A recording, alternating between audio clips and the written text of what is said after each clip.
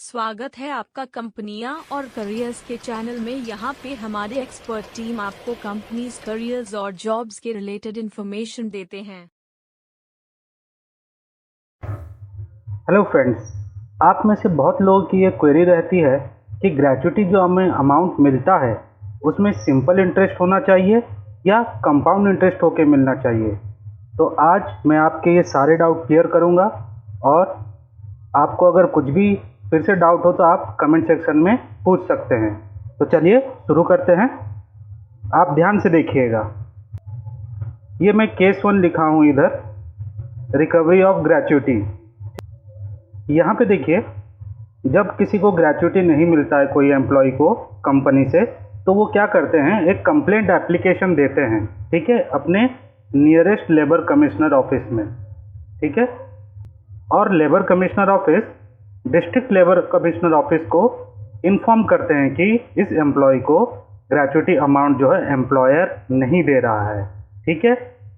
तो ये जो केस मैं डिस्कस कर रहा हूँ अभी, इसमें क्या है कि आपको कंपनी ने मना कर दिया है कि ग्रेचुइटी नहीं देंगे, ठीक है, या कंपनी से आपको कुछ रेस्पॉन्स नहीं आ रहा है, ठीक है, कि आपको ग्रेचुइटी नहीं मिल रहा है, तो ये केस उसी में आता है, ठीक है। तो डिस्ट्रिक्ट लेबर कमिश्नर ऑफिस क्या करती है, कंपनी को सो कॉज नोटिस देती है, ठीक है। सो कॉज नोटिस में रहता है कि कंपनी को वो पूछते हैं कि क्यों आप ग्रेचुइटी अमाउंट नहीं दे रहे हैं, कंपनी को जस्टिफाई करना रहता है, ठीक है। If companies pays the gratuity amount to the employee then has to give only simple interest and not compound interest.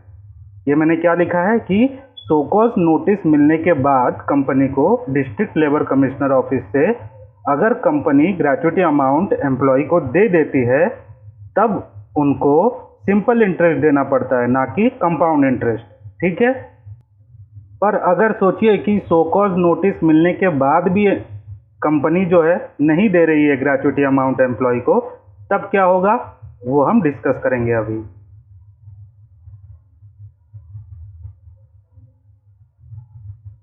ये देखिए, if company don't pay even after receiving show cause notice, तो show cause notice मिलने के बाद भी अगर company employee को gratuity amount नहीं देती है, तब डिस्ट्रिक्ट लेबर कमिश्नर ऑफिस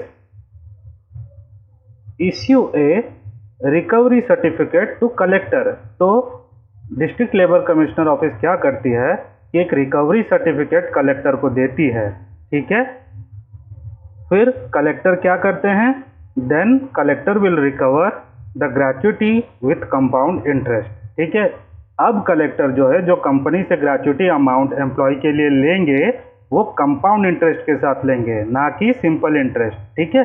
एक बार अगर रिकवरी सर्टिफिकेट इश्यू हो जाता है कलेक्टर को, तो कलेक्टर को कंपनी से ग्रेचुइटी अमाउंट कंपाउंड इंटरेस्ट के साथ रिकवर करना रहता है, ठीक है।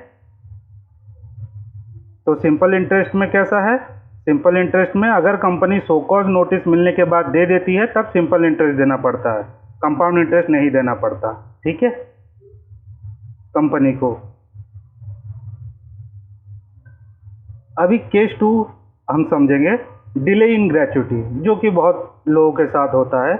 क्या होता है कि if company is delaying after 30 days, ठीक है, अगर कंपनी जो है 30 दिन से ऊपर डिले कर रही है, मतलब अगर आपने रिज़ाइन कर दिया है और आपको अगले 30 दिन के अंदर ग्रेचुइटी नहीं मिलता है रिज़ाइन करने के बाद, और ये जो डिले हो रहा है ये आपके तरफ से नहीं है, इसलिए मैंने लिखा है without any fault from employ side, मतलब आपके तरफ से आपका सब क्लियर है, ठीक है, जो भी एप्लीकेशन या फॉर्मेलिटी कंपनी बोल रही है, ठीक है, तो आपके तरफ से सब क्लियर है। तो कंपनी जो है अगर फिर भी डिले कर रही है 30 दिन के ऊपर, then company has to pay the gratuity amount with simple interest. तब कंपनी को सिंपल इंटरेस्ट के साथ ग्रेचुइटी अमाउंट देना पड़ता है from the date of resign till the paid date, ठीक है, जब से आप रिजाइन किए हैं और जब आपको पेमेंट मिल रही है ग्रेचुइटी की, वो जो टाइम पीरियड है, वो जो डिफरेंस है डेज का, उतने दिन का आपको इंटरेस्ट मिलता है, सिंपल इंटरेस्ट, ठीक है। तो फ्रेंड, आपको क्लियर हो गया रहेगा इसके बारे में। और आपसे एक रिक्वेस्ट है कि इस चैनल को सब्सक्राइब कर दीजिए और बेल नोटिफिकेशन दबा दीजिए ताकि आपको आगे भी नोटिफिकेशन मिलती रहे, और इसे लाइक कर दीजिए। Thanks for watching.